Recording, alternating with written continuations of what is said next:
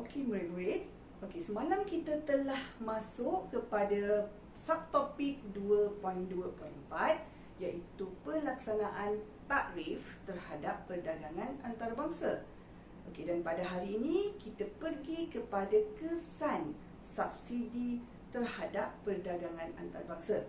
Seperti yang kita tahu, subsidi merupakan salah satu daripada bentuk-bentuk sekatan perdagangan antarabangsa.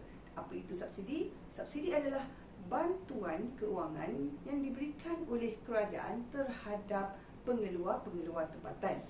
Tujuannya apa? Tujuannya untuk melindungi pasaran-pasaran tempatan.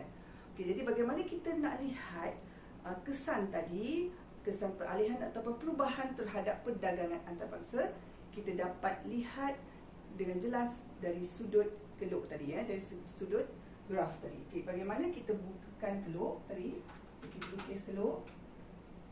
Seperti biasa, apabila kita nak melukis keluk muka rajah tadi, kita akan melukis garis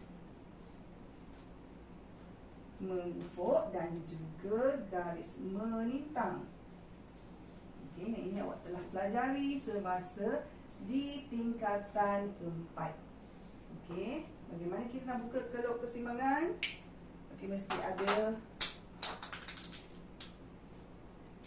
mesti ada keluk penawaran dan juga permintaan. Terlebih dahulu kita perlu menandai simbol-simbol yang ada di sini, iaitu simbol mengufuk ini kita tandai dengan harga, simbol harga, manakala yang melintang kita tandai dengan kuantiti. TY.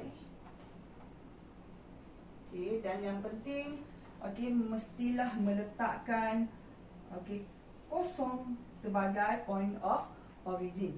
Yang ini adalah penting. Sekali lagi saya tekankan di sini, mesti ada simbol dan point of origin ini, kerana jika anda tidak letak, maka akan berlakunya pemotongan markah semasa peperiksaan SPM. Jadi kita bukakan keluk penawaran. Penawaran adalah di sini.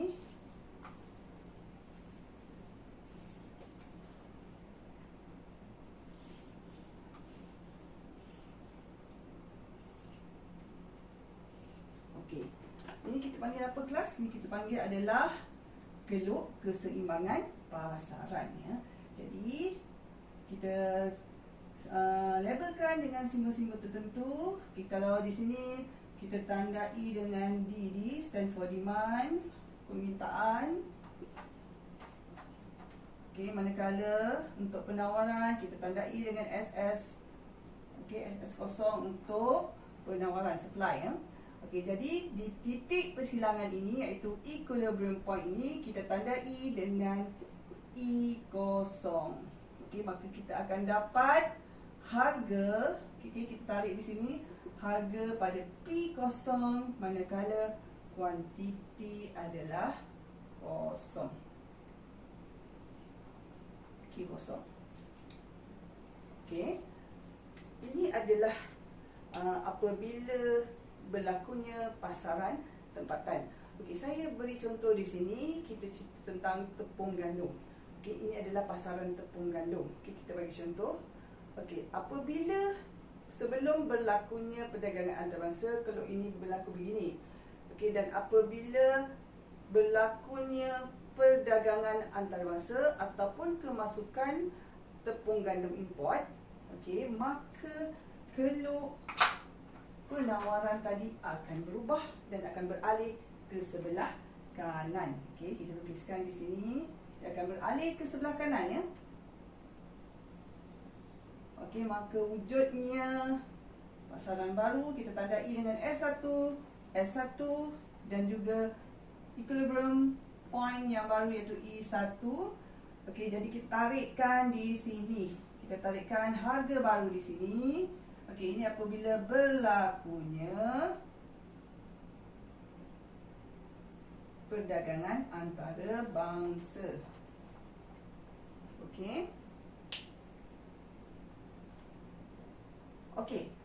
apa yang kita lihat di sini, harga relatifnya akan menjadi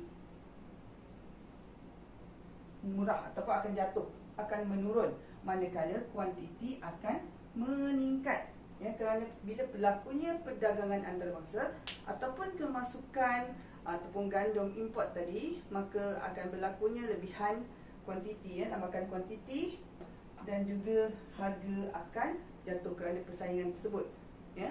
Dan apabila kerajaan mengenakan subsidi, ya, terhadap pengeluar tempatan, iaitu tepung gandum tempatan tadi, iaitu bantuan keuangan dari sudut bantuan keuangan, okey, maka keluk tadi akan beralih ke sebelah kanan lagi, kan. Dia akan pergi lagi sebelah kanan. Okey, maka akan mendapat satu pasaran yang baru di sini, iaitu kita tandai dengan kita tandai dengan S2, maka titik persilangan yang baru akan dicapai, iaitu kita tandai dengan E2. Okey, kita tarik di sini. Okey, kita tandakan dengan P2. Okey. Q. Okey. Okey, logiknya apabila berlakunya sekatan antarabangsa ataupun pemberian subsidi oleh kerajaan terhadap tepung gandum tempatan, iaitu untuk pengeluar tempatan tadi, maka dengan bantuan tadi, pengeluar tempatan tidak boleh menaikkan harga, ya, kerana bantuan yang telah diberikan oleh kerajaan, maka harga relatifnya akan jadi terus menurun, ya. Kita lihat di sini trend untuk graf di sini, harga relatifnya akan menjadi turun, ya, merosot, manakala kita lihat berlakunya penambahan dari segi kuantiti kerana subsidi yang telah diberikan oleh kerajaan tadi. Okey, ini adalah salah satu sekatan, ya. Sekatan ini adalah memihak kepada pengeluar tempatan, ya, kerana ini adalah satu benda yang positif untuk pengeluar tempatan. Tetapi untuk menghalang pengeluar import tadi untuk memasuki barang-barang mereka ke negara kita. Okey, kita bagi contoh tadi adalah tepung gandum. Okey, jadi kita tandai setiap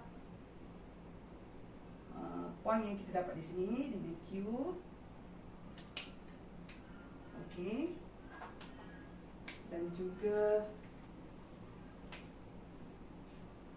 tandai dengan yang ini, ya. Okey. 1, 2, 3 dan 4. Okey. Jadi apabila kita lihat di sini, okey. Okey. Untuk tepung gandum import, okey, akan berlaku perubahan, di sini daripada Q2 ke Q0. Ini merupakan tepung gandum tempatan, manakala daripada Q0 ke Q4 ini merupakan tepung gandum import. Ya, kita boleh lihat di sini.